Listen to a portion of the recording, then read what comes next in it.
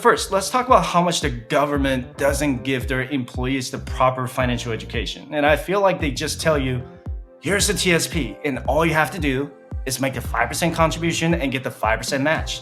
There's so much more to talk about. And according to FedSmith, by the end of 2022, there were 76,889 TSP millionaires. And that's probably hard to believe for many of you due to the market downturn in 2022. But it is entirely possible to become a TSP millionaire over the course of your employment with the federal government, whether you're in the military or a federal employee.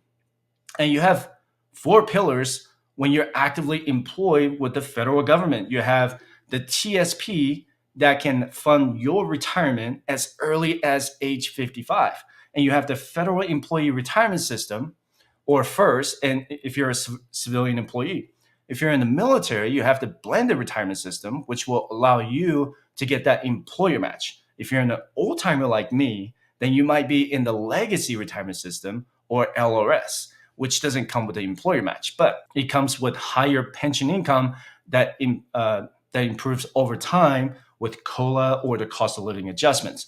The third pillar is your Social Security retirement, and the fourth pillar is your Roth IRA. Let's just say, for the sake of this discussion, and I started working for the federal government at the age of 25, and I decided to retire 30 years from now at the age of 55, then I'm going to be entitled to start withdrawing from my TSP at age 55 under the rule of 55. So that means I just need to quit my job, retire, or get fired. Yeah, get fired after I turn 55 years old. If I'm under the legacy or blended retirement system, then I can start collecting my pension as soon as my terminal leave is done. But that's if you have 20 total years in active duty. And if you're retiring as a part-time guardsman or reservist, then you're not going to be able to collect your pension until much later. And if I'm under FIRST, because I did 30 years of service, I get to start collecting my first pension at age 55. The first pension requirements are much more different than the military ones.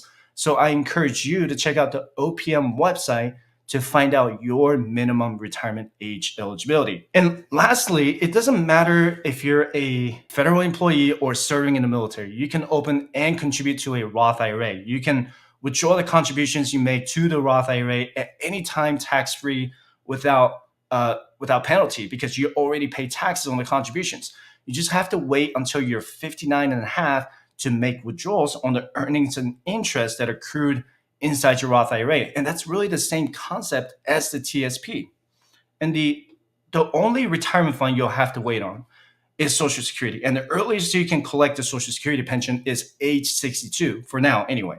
So let's take a look and see what happens if you retire at age 55 with just a pension. All right, so the first example is if you retire under the legacy retirement system. So I'm gonna write down LRS. You guys can see that, okay? All right, so if you retire with, let's say, 30 years of service, okay? And then you basically get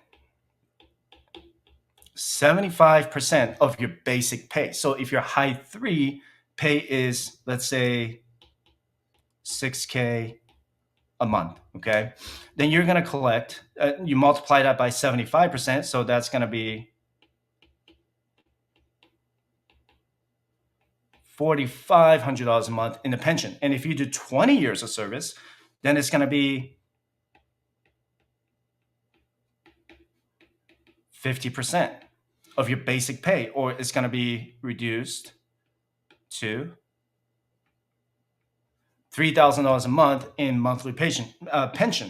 And it increases by 2.5% for every year of service under the legacy retirement system. The downside of it is that you don't get an employer match of 5%. And if you elected to do the blended retirement system, I usually call it burst. I don't know how you guys call it.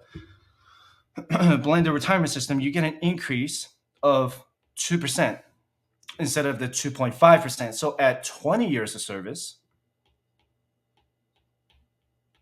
assuming that you get same thing, $6,000 a month, you'll get 40% of your basic pay instead of 50%. But you also get a 5% employer match every time you make a 5% personal contribution to your TSP. Now, people ask me which one performs better. That's a hard question to answer because it really depends on each individual's retirement timeline. When the burst came out in 2017 or 2018, it probably didn't make sense for someone who's getting ready to retire within the next 5 years, right? And I ended up keeping the legacy because it was better for my financial and career situations at the time. And now that not that it matters now because whatever decision you made back in 2018 is what you're going to have to stick with. And the second example is if you retire under what's called FIRST. Okay, so this is for the civilian employee. And let's say you do 30 years. This is going to be the first example. It's going to be 30 years of service. Okay. And if you retire with 30 years of service, you get the pension regardless of the age you retire because you meet the minimum retirement age or MRA. And you can find that MRA, and this is all over the OPM website. So if your average high three pay, let's say you retired with $100,000 a year, then you just multiply that by 30 years. Oh man, my handwriting is terrible today. There we go. Okay. It's always terrible, actually. $100,000 multiplied by 30 years, and since you retired before age 62, you're going to multiply that by 1%. Okay, then that gives you $30K a year in gross pension income. And your pension is calculated differently if you retire as an air traffic controller, law enforcement officer, firefighter. Then you'll get 1.7% of your high three average salary in 20 years, and then 1% of your high three average salary for the years after 20 years. So if you retire, let's say 25 years of service as a firefighter, then your first 20 years are calculated with, so it'll be 1.7%. And the remaining 5 years are calculated with 1% or 1.1%, depending on whether you retire before or after 62 years old. So let me show you the OPM website real quick. And it's super easy to search. And if you want to look it up yourself, you can always Google OPM first retirement calculation, and you can take a look at it. And the first calculation is much more complicated than the military one. And I know the pension calculation can be, it's really complicated, right? So your first annuity is based on your length of your service and high three average salary. So those 3 years are usually your final 3 years of service within with the federal government, unless you got a demotion or you transfer from one agency to another that gave you lower pay. And it doesn't include your overtime or specialty pay. It's just your basic salary. And that is the same concept to the military blended retirement system and the legacy retirement system. You just calculate using the basic pay. And you get 1% of your high three average salary for each year of service if you retire under age 62 or age 62 or older with less than 20 years of service. And you get the extra 0.1% or I can't really highlight it on Chrome, but 1.1% of your high three average salary if you retire at age 62 or older with 20 or more years of service. And keep in mind that none of this accounts for any reductions like survivor annuity or the federal employee health benefits or FEHB. So those costs can actually really add up when you start making pension income. So your net pension payments could be a lot lower than your gross pension income. And I think we can all agree that these pensions alone are just crap, right? And most of you watching this video know that you can't just survive on your pension income unless your expenses are extremely low. And I know that most military retirees find a second career in the civilian world to supplement their pension income. And if you're a career employee with the federal government, I don't want you to turn 60 years old and retire from the workforce with nothing invested in the TSP and just living on Social Security and the first pensions. Here's an ideal situation for everyone's retirement, right? You want to have $30,000 a year in pension, $40,000 a year from your TSP, and another $40,000 a year from your Roth IRA, which I'll talk about in the future live stream. What if you could retire with $110,000 a year from a combination of your investments and pension income? And the only taxable investment or taxable income is your pension and the traditional portion of your TSP. That sounds pretty good, right? Look, I'm going to be real here. Nobody else, not even your government, your employer, or whoever you work for, is going to give a crap about your retirement savings or pension other than you. And let me ask you this: how often do you get like computer based training or in-person training about the TSP, Roth IRA, or pension at your job? Let me know in the comment section down below. How often do you get that training? You probably just read about it during your orientation, right? On your first day at your job. And that was it. So when it comes to retirement planning, you have to be the one who understands how much pension you're going to get when you retire. How much are you going to withdraw from your TSP, let's say with $1 million? And you're the one who needs to know which TSP funds perform the best. I encourage you to get my free financial resources by visiting firesightchat.com/contact. And I believe in free financial education. I don't do any coursework. I don't sell any courses. I don't believe in that. I believe in this in-person live interaction, right? So those are more, more interactive. Everyone's financial situation is different. So if I gave you like I don't know, some YouTubers charge like $3,000 in the financial coursework, things that you can Google online and find those information. I just want to give that to you for free, right? Before I get into the individual funds, I do want to get into the TSP calculator. And don't be so alarmed at looking at this Excel, right? So a bunch of crazy numbers. So I'm going to walk you through it. And you can download this retirement TSP calculator by just going to firesightchat.com/contact. It is completely free for you to use, okay? And I also strongly encourage you to sign up for my private membership program so that you can join my private Facebook group. I think we're pretty close to 100 people in there. And we also do group coaching sessions. So just check that out on my main YouTube page. But anyway, let's assume that you get the 5% employer match under FERS or BURS, all right? And I'm going to say that you're starting your career at age 25, which is right here. Okay. You can type in whatever age that you are right now. And this year is 2023. And your base salary is $45,000 a year. I'm going to make it realistic, right? For a 25-year-old making $45,000 a year isn't so bad, right? And let's say you have nothing invested so far. And you want to do with a 5% personal contributions, that is $2,250 plus your employer contribution at $2,250. So that's a total of $4,500 in your TSP in that 1 year, right? And this is also assuming that you get an annual salary increase. So I put $2,500 annual salary increase adjusted for a cost of living adjustment or promotion, right? So if you get a step increase or going from GS7 to GS8, or you become an E5 to E6, or you're O2 to O3, whatever that might be. So to make it realistic, I just made it, just about $100 per paycheck. All right. But the key here is to increase your TSP contribution right here, just by 1% every year.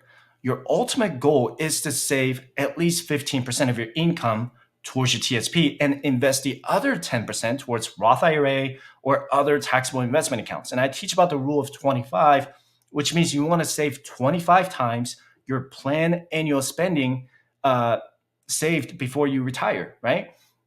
And I also believe you need to save at least 25% of your gross income to retire comfortably. And you can check out all of my videos on financial independence and retire early, or the FIRE movement, linked in the description below. But I understand that saving 15% can be very difficult if you're making less than $70,000 a year on a single household income. And this is why I'm being realistic by starting with just 5% with a $45,000 a year in income. So if you retire in 20 years and increase your contribution up to 15%, and that's not until way later, right? At age 35, in your TSP with an 8% average annual return, you're looking at over $512,000 if you retire at age 44. And obviously, 15% is not the maximum.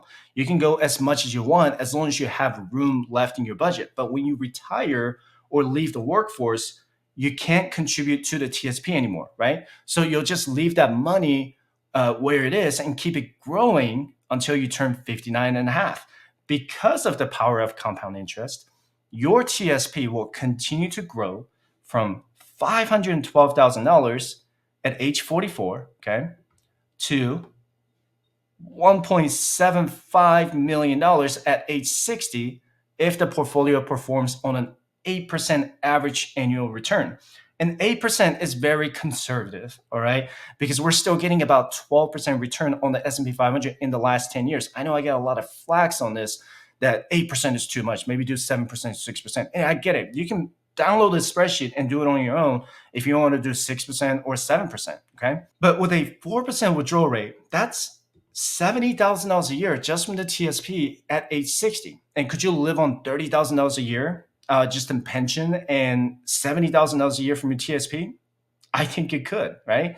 But take a look at this. Let's say you want to keep working. You love your job, and you want to retire at the age of 55. And age 55 is actually the earliest you can start withdrawing from your TSP under the rule of 55. But remember that you can either retire, quit, or even get fired from the job and start collecting your TSP as long as you're 55. So between ages 55 and 59 and a half, you don't get penalized for the distributions, but you will owe income taxes on them. And if you have traditional TSP, you'll get taxed on the entire distribution. And if you have Roth TSP, you'll get taxed on the interest and earnings, but not the contributions that you made because you already paid taxes on them. And the government can't tax you twice.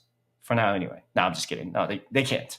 But keep in mind that if you do all Roth contributions, your employer match is still going to be in the traditional portion of your TSP. So you'll still have to pay taxes on the employer contributions. So anyway, let's say you keep working at the federal government until age 55. So with a 15% contribution rate, right? So it's the same concept. You start with 5% and all the way to 15%, right? This is the most conservative contribution here. Same concept, $2,500 annual salary increase. You're going to have $1.5 million. And this is at age 55, okay? So age 55, assuming that you still contribute just 15% of your income, okay? And with a 4% withdrawal rate, that's $60,000 a year just from the TSP when you retire at 55. And if you get $30,000 a year in pension, same example, that's a total of $90,000 a year in retirement at age 55. And if it continues to grow 8% annually, and let's say you want to withdraw $60,000 a year at age 55, okay? This is your annual withdrawal from 55 to 60. You're still going to have, it's crazy, $1.9 million in your TSP by the time you turn 60.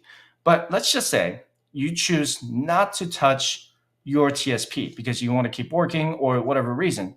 So I'm going to go ahead and delete these.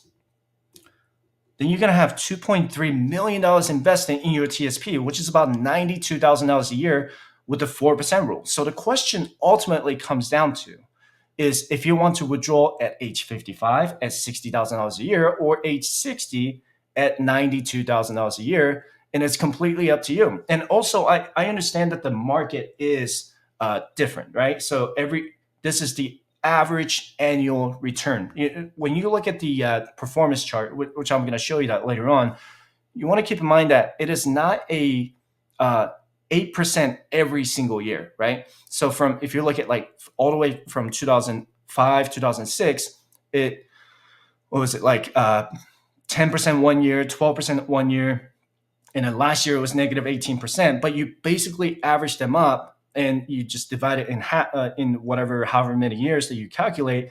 Let's say 10 years, you can put 8% if you want to. The S&P 500 or C fund itself, it's about 12% in the last 10 years. But I want to make it as conservative as possible. If we get 12% return, hey, that's even better, right? So I'm going to give you another scenario, because I have a lot of clients who feel like it's too late for them to start investing. Okay. So, they're like, I'm in my mid 30s or I'm in my early 40s and I feel like I can't, I can't retire. I understand the feeling. I didn't start investing until I was 31, right? And I just maxed out my retirement every single year. And my result was incredible. I'm going to do a net worth update later on this year, but the savings rate absolutely matters more. So let's say you got nothing invested so far. You're in your mid 30s, and I'm just gonna say you're 36 years old right now. Okay. So the maximum contribution limit for TSP in 2023 is 22,500, not counting the employer match. So the income portion of the spreadsheet is now irrelevant, okay? Because you're maximizing your contribution every single year. So if you're 50 or older, the maximum contribution limit is $30,000 with a $7,500 catch-up contribution. And if you're in a dual income household, you want to take advantage of that by maximizing your TSP contribution. And if you max out your TSP every year from age 36 until age 55, you'll have about $1.4 million invested in the TSP. That's $56,000 a year with a 4% withdrawal rate. That's not bad, right? And if you decide to work until you're 60, that's almost $2.2 million or $88,000 a year in investment income. And it's never too late. It's never too late to start investing. Trust me on this, because when I was 31, I thought I was too late, and I started investing, and the results were crazy. And I get this question a lot, right? And am I too late to start investing? No, you're never too late to start investing. You saw that even just by investing 5% of your income and increasing your contribution by 1% annually, you're going to hit the $1 million mark by the time you retire. However, if you're just now starting to invest in your retirement, so the age still matters, right? You will have to contribute more or maximize your contribution to hit $1 million in your TSP. You will have to be much more aggressive with your savings rate in your 40s and 50s. And if you're watching this in your 20s and 30s, the time is on your side because you have more years to maximize your TSP contributions. But you won't have to invest as much as in your 40s or 50s to get to $1 million. And the best piece of advice I ever got as an adult a long time ago is to maximize the contributions every single year, starting now, because you can't look back and contribute to the years that have already gone by, right? So you need to remember that your savings rate absolutely matters more than how much you make in return from the stock market every year. Contributing just 5% every year will almost get you nowhere near your retirement goal. If you just do a flat 5%, you'll get nothing, right? As a matter of fact, it's very likely that you won't have enough to just live on the TSP investment. But if you're just starting to invest in your TSP, you need to start with 5% because you don't want to leave free money from your employer on the table. The sooner you increase your savings rate, the better. But make sure that you have your budget figured out before you maximize your TSP contributions, because I don't want you to be cash poor because you contribute too much to your retirement. And if you're interested in joining my private Facebook group or becoming a member of my channel, because I have a public live stream and private group session every other Wednesday to talk about all kinds of financial independence investment and early retirement strategies, you can visit firesightchat.com/pricing or firesightchat.com/coaching to schedule your free financial coaching session. So the TSP allocation strategy. So now that we talked about your savings rate, how do you maximize your TSP return every year, right? What is the best way to get an 8% average annual return? The truth is that no one can control how the stock market performs, but we can have educated guesses on if there's going to be a recession this year or if this is going to be a bear market this year, right? And you can always do uh, the risk assessment inside your portfolio in your TSP. You probably don't want to put all of your money in bonds like G and F funds, right? Or put all 100% into an S fund that's on a higher risk. So the TSP has five core funds. And if you can't remember which one is which, I have a way for you to remember them. C stands for common or common stock index fund. And I know this one is kind of confusing to memorize, but just remember that common stocks mirror the performances of the S&P 500 index with Apple, Microsoft, Amazon, Google, JP Morgan Chase, and other big US stocks. And S fund stands for small or small cap stock index fund. And it's the highest risk of all core funds because they track smaller companies like Uber, Square, Snapchat, Lululemon, and that are more volatile in the stock market. And I stands for international stocks outside the US. If you say ever heard of Sony, right? Louis Vuitton or Toyota, the I fund actually follows the MSCI EAFE index and tracks all of those companies and many more in Europe, Asia, and Australia.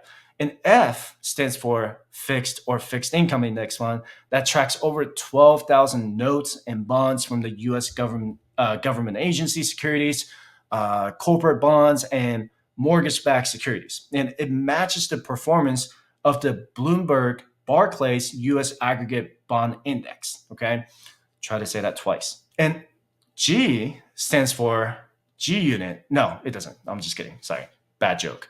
G stands for government or government securities investment fund that basically tracks the short-term US Treasury securities. And they're guaranteed by the US government. And there's no credit risk unless the government goes bankrupt, then which would be bad. And then we will have bigger issues to worry about at that point.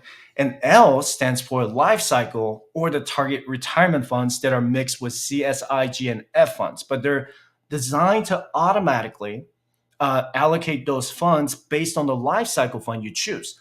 The TSP actually automatically enrolls you into the life cycle fund based on the year you reach 60 years old. And when you choose the life cycle fund, you should choose based on what year you reach your normal retirement age and not your early retirement age. And let me break it down for you. The first strategy is the life cycle fund if you just want to invest and forget. That is the laziest way to invest if you don't really want to stress about the stock market. However, if you haven't logged into TSP and you became a federal employee or a member of the armed forces before 2018, your TSP is most likely all in the G fund. And I know they changed that recently. And it's so crazy that the government just put clueless people who didn't know how investing worked, just put everybody's money into the G fund. Who benefited from that? The government, right? But anyway, your money should be in the life cycle fund in accordance with your current age. Either way, you need to log in today and find out what you're investing in currently. When you choose your life cycle fund in the TSP, the first thing you want to do is calculate what year you turn 60 years old because you're eligible to withdraw from your TSP tax-free and penalty-free at 59 and a half. And I turned 60 in the year 2046. So the life cycle fund 2045 would be the best option for me. The L fund is a diversified mix of the five individual funds that I mentioned earlier between CSIG and F funds. And about every quarter, TSP adjusts the target allocations to shift gradually from higher risk and higher reward to lower risk and lower reward as they get closer to your target retirement date. And in the year 2045, my 2045 L fund will be rolled into the L income fund. And keep in mind that the L fund target allocation will stick to its risk reward target no matter what the market does. And if the C fund or S fund loses value significantly due to a bear market, the L fund will still rebalance it at the end of every trading day to make sure it maintains the target allocation. So it's not always a good thing, in my opinion, to have a life cycle fund. The 2045 life cycle fund is the right choice if you're going to turn 59 and a half between the years 2043 and 2047. The allocation in this portfolio right now is 15% G fund, okay, and 7% F fund, 39% C fund, 10% S fund, and almost 27% I fund. The allocation in this portfolio, as I talked about, is pretty conservative. And if I add them up, that's about 22% bonds and 78% stocks. Okay. So as years go by, the CSI funds will have less money allocated to them, and more money will gradually go into G and F funds. All right. So let me show you this. I want to show you the 2035 instead. Okay. And if you look at the 2035 L fund here, you see how the G fund is now 27%, F fund at 7%, C fund 34%. S fund at 8.8%, and I fund at 23%. That's a lot of I fund too. So this is about 34% bonds and 66% stocks. Okay, so this is like 2035. So about 10 years out from retirement, it's already investing at 35% bonds and 65% stocks. As you get older, your stock bond allocation will change from being risk tolerant to being risk averse. The purpose of these changes is to preserve your capital as you get older. And the downside of investing in the L fund is that it usually underperforms the S&P 500 or C fund, because every year that goes by, the life cycle fund is putting more money towards bonds. And I chose not to invest in the life cycle fund because it's been underperforming the C fund, which is the S&P 500 index. And it's very common for investors to use it as a benchmark, okay? And I choose to be more exposed to stocks than bonds while I'm still in my 30s, right? It makes sense. Now, let me show you the 2030 life cycle fund here, okay? Look at the 10-year annualized return. It's only 7.1%, 7.08%, if you compare that to the C fund at 12%. So in my opinion, I think these life cycle funds allocate too much money into bonds that perform a 2% average annual return. So in other words, they're way too risk averse or conservative to grow my retirement fund at my age. This is why I chose the individual funds so that I can do the allocation myself. Okay. And I'm going to show you something else. I told you guys were going to get so much value out of this live stream. I'm going to show you the other thing. So when it comes to how do I allocate it myself, right? I know it's called Rule of 120. Okay. This is free information. Okay. You don't even need to pay $3,000 to your financial advisor to find this out. Okay.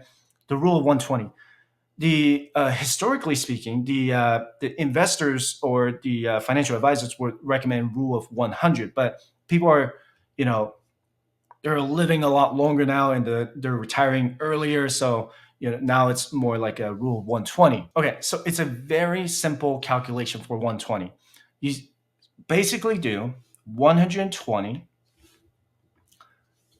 minus your age. Okay, and that gives you stock bond allocation. Okay, this is not financial advice, but this is a very good starting point if you don't know how much you should allocate. Okay, so let's say you're 35 years old, all right? Then it's 120. You know what? I don't like red. Let me go to blue. Red means threat. Okay, 120 minus 35, that gives you 85. Okay, so that will be 85% stocks. Okay, that will be the allocation. So that gives you 85% stocks and 15% bonds. So let's say you're 20 years old, or let's say 25. Then that's 95% stocks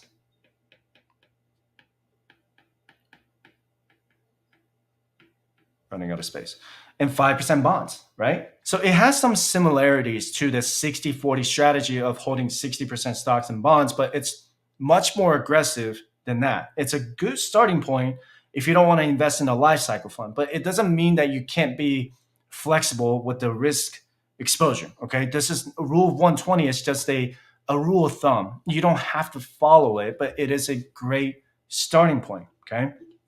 And again, we used to do rule of 100. I appreciate you guys tuning in. If you're just joining, I really appreciate you guys being here. So we used to do rule of 100 until we all started living longer and spending more years in retirement. You also don't want to just rely on the rule of 120 because you need to take many things into consideration. Like if you have health problems that require you to preserve your capital more, or if you have kids with a disability that require you to take care of them for the rest of your lives.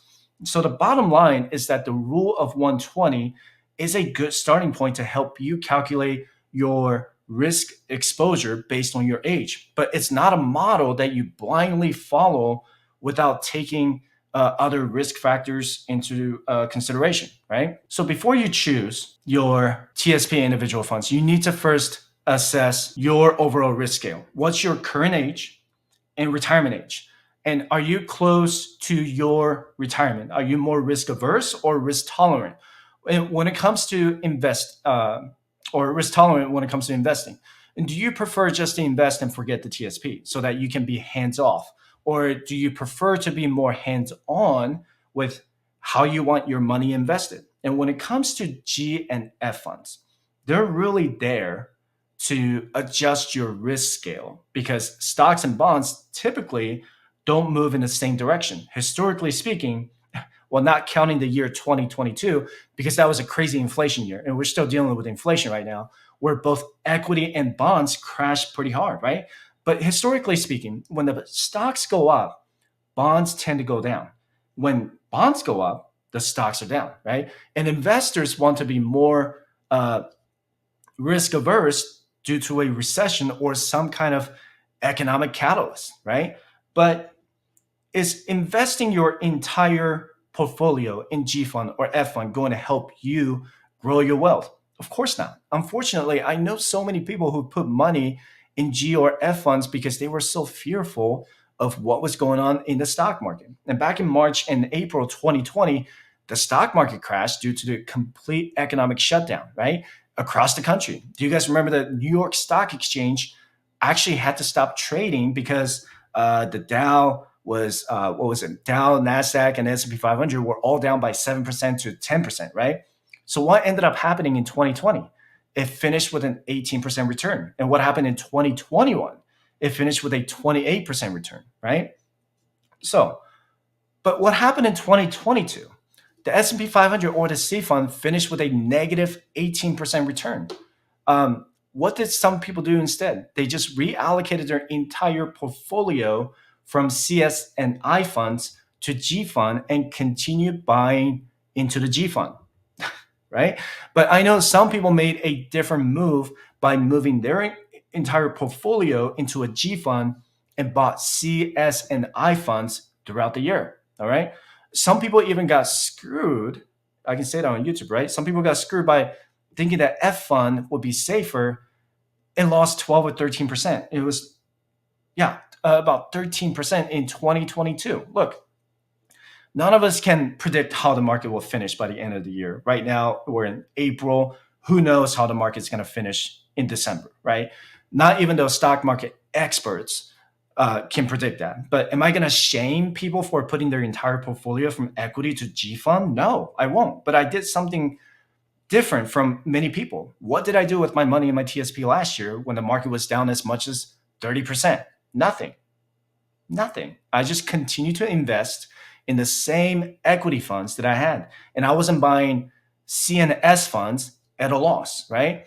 But I was buying them with a 20% or 30% discount, right? And I didn't care how the market performed last year because I'm not going to touch any of my TSP for another 22 years. But if I'm 57 or 58 years old, say I'm very close to my retirement age, then I would be more concerned about capital preservation, if TSP is the only retirement vehicle that I have, then I want to make sure that I don't lose 20% of my investment when I'm getting ready to retire next year, right?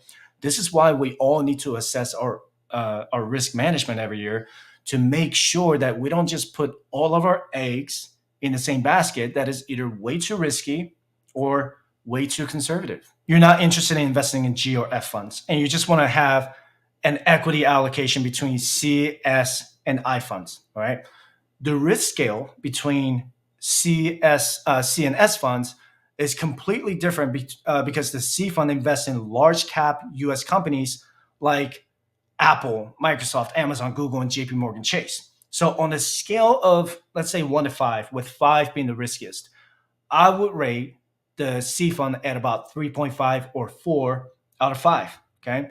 The risk scale uh, for the S fund is probably, I would say, 4.5 or 5 out of 5 because it invests in small and medium cap US companies that are much more volatile in the market than the large cap companies, generally speaking. The S fund's top 10 holdings are, let's see, Blackstone, as of December 31st, 2022, Blackstone, Uber, Palo Alto Networks, Snowflake, Lululemon, Airbnb, right? And some of these stocks have gone down. If you guys ever track individual stocks, some of these stocks were down 20, 30, 40, or even 50% in 2022. The S fund in 2022 was down 26%, while C fund was down 18%, right? So let's compare these three. But does the S fund have more upside than the C fund? Potentially. However, this is a big however.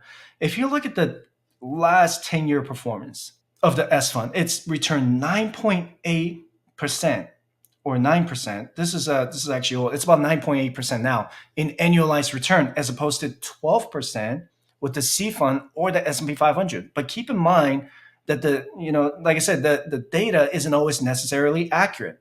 Uh, because some of these large cap stocks actually came from medium cap stocks in the last 10 years, right? So how stocks usually work is, as they grow, they go from small cap to medium cap, and then from medium cap to large cap. Apple it wasn't always in large cap. It was, it used to be in small cap, medium cap, and then now in large cap. But if you just want to judge these funds by its performances, the C fund has outperformed S fund in both 10-year and lifetime historical charts. So, and lastly, let's talk about iFund. I personally have not been a fan of the iFund or any international stocks because they have grossly underperformed the US stocks since 2001. The iFund 10-year historical return is 5% annualized return. Let me show you this. It's there we go, 5.38%. Crazy, right? Sorry, zoom in. 5.38% annualized return.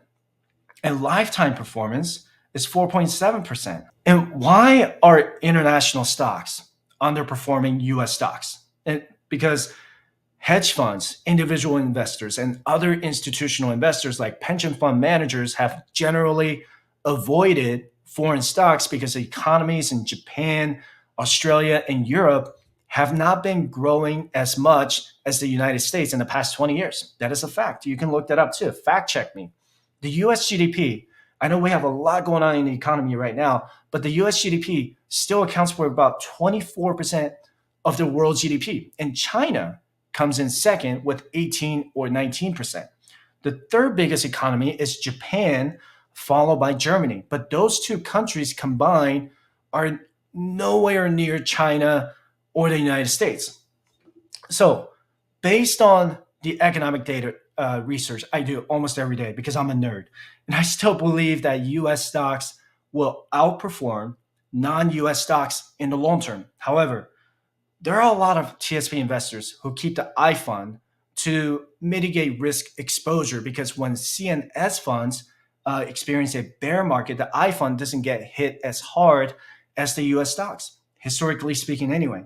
The I fund performed a negative 14% in 2022, while C fund experienced a negative 18% return. Again, this is my personal preference to invest in C and S funds. If you just not something that I'm too excited about.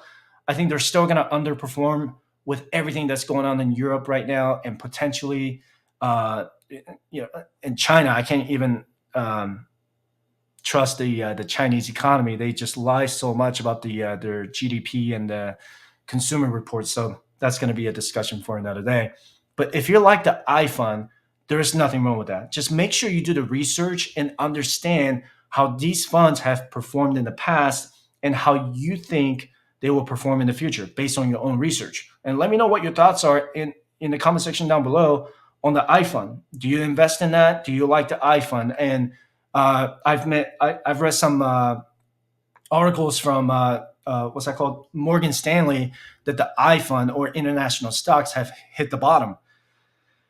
Yeah, it's been at the bottom for the last 3 or 4 years. So they publish that kind of article every year. Morgan Stanley, Chase, and all that. So how should you allocate your money inside your TSP? And keep in mind that you can allocate and make fund transfers once each calendar month. Okay. And you also don't want to overdo it because you're not trying to play the market, right? You want to think about the TSP as a long term strategy. And most of you watching this probably won't withdraw from the TSP for another 10, 15, or 20 years. You're not trying to trade stocks inside your TSP. If you want your TSP to double, it takes about 7 years if you make a 10% return every year.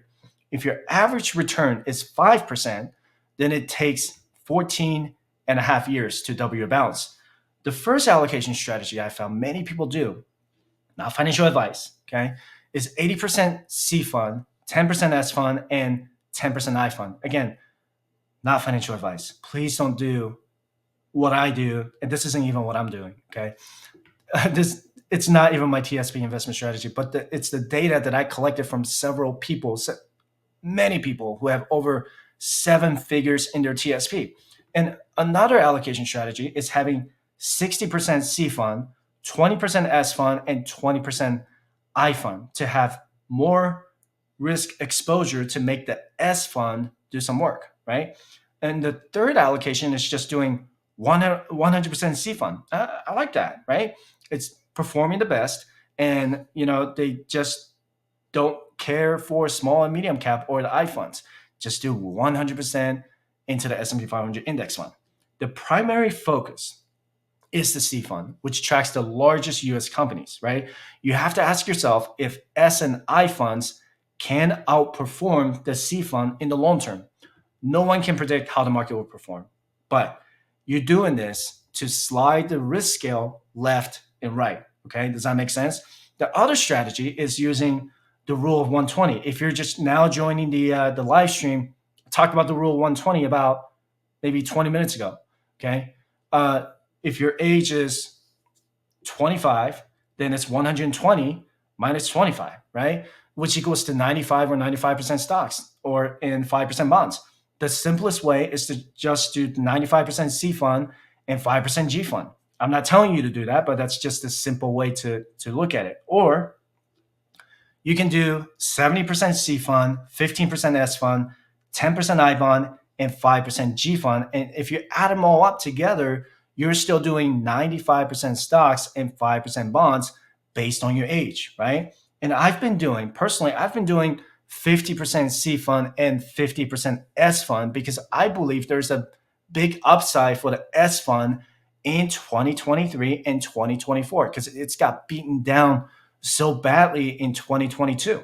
The S fund usually performs better after the bear market. And I could be wrong, but this is the strategy that I am personally comfortable with.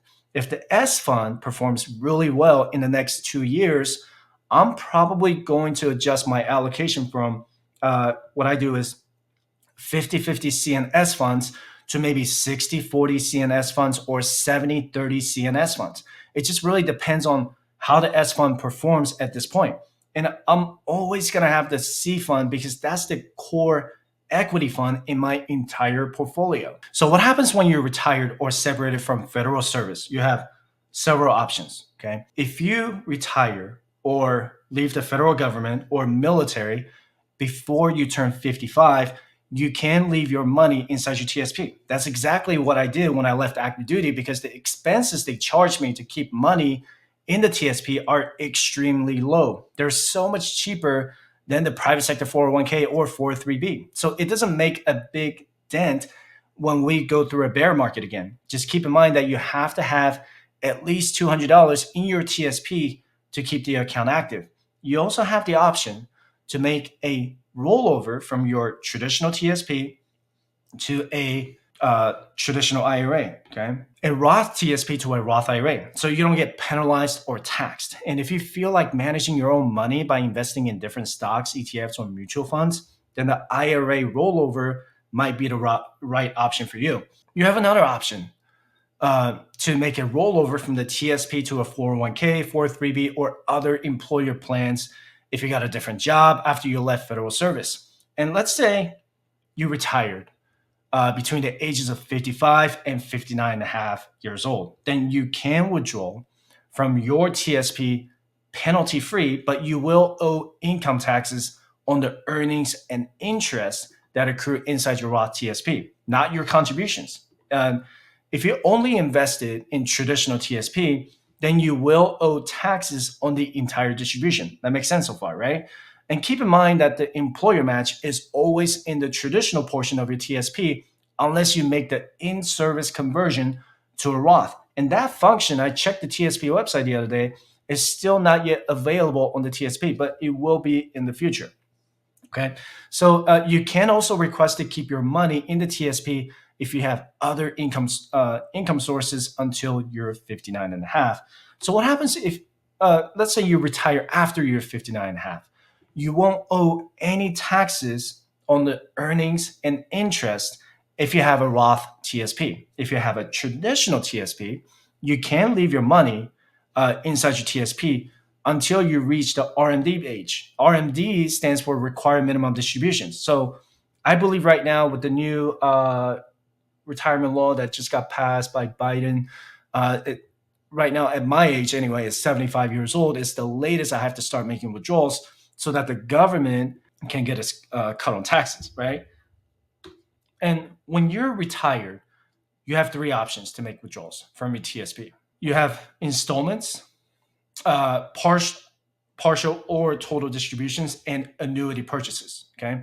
For TSP installments, you'll need to contact TSP and choose payments monthly, quarterly, or annually. And some retirees choose to withdraw, let's say, $50,000 at the beginning of the year and just budget on that $50,000. So that retiree doesn't deal with the market volatility. And some retirees would rather get monthly payments, and it's completely up to you. There's no right or wrong answer on how frequently you want to get paid by the TSP, or you're paying yourself. And you can only make these changes once a month by contacting the TSP. And you can do an installment of a fixed dollar amount or installments based on your life expectancy. And you can check out the life expectancy tables on the IRS website. And it's funny that the IRS tells you what your life expectancy is. And you also have to choose if you want your money from traditional Roth or both. Okay, so you're going to get a tax form. I can't remember the numbers off the top of my head, but you will get a tax form and say, this is how much money you got from TSP. And it's going to be broken down between traditional and Roth. And then it tells you how much of that is taxable distribution. And obviously Roth is non-taxable distribution. So if you make $100,000 a year in retirement income and say you do $70,000 is Roth, you're only taxable on the $30,000, right? And the second option is to make a partial or total distribution. And if you make a partial distribution, then it needs to be at least $1,000. And there's no limit to how many times you make those partial distributions. It's kind of like you're on the ATM, but the TSP can only process one partial distribution in a 30-day period. You can actually take a partial distribution once every 30 days on top of the installments that I just talked about, right? So you can I want to take $1,000 out of my TSP, and I'm getting $1,000 from my TSP every single month on the installments. You can do that. You can do it on top of that if you want to, okay? But you can only do this once a month, okay, for the partial distribution, okay? And if you decide to take a total distribution, let's say you want to close out TSP and you want to take the whole $1 million and run away, then your account will be closed out with a balance of $0, okay? The third option is to purchase a life annuity. And I'm personally not doing this option because I think annuity plans are always a bad deal compared to how much my money can grow in the TSP. But I don't want to go over the annuity plan in this live stream. You can visit the TSP website to find out more about annuity purchases. All right. So the best option, in my opinion, is to keep the funds where they are and use the 4% withdrawal rule. And let's also assume that you have $1 million in your TSP. The 4% withdrawal rate would be $40,000 a year, right? And if we go through a bear market, you might have to reduce your withdrawal rate to 3% or lower.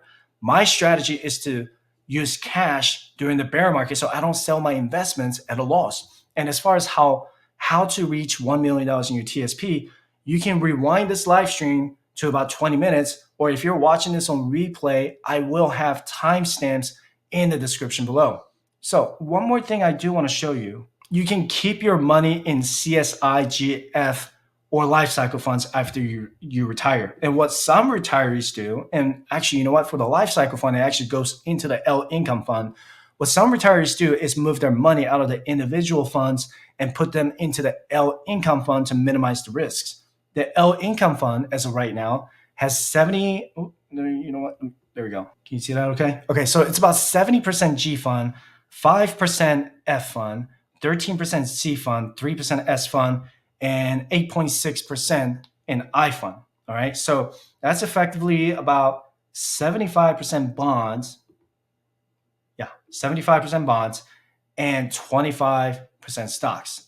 And it's performed on average about 3.88% in annualized return for the past 10 years.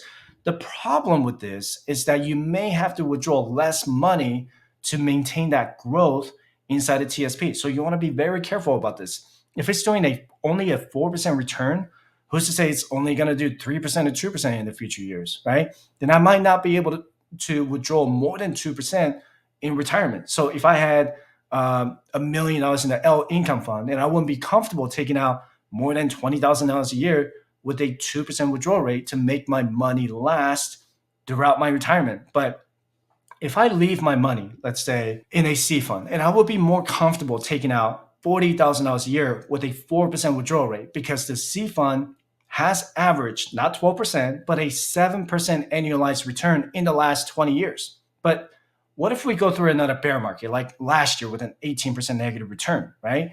Then I would stop making any withdrawals from the TSP and use the 24-month cash savings that I have in a separate account and live on that until the market recovers.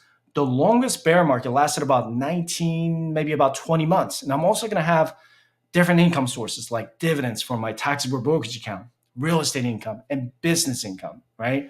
And this is why I encourage you to not just invest in the TSP, but use a Roth IRA, buy real estate, and invest in other assets. I have plenty of videos on how to grow those investments if you go to my main YouTube page. But anyway, this was a beast of a video, and I hope you got a lot out of it.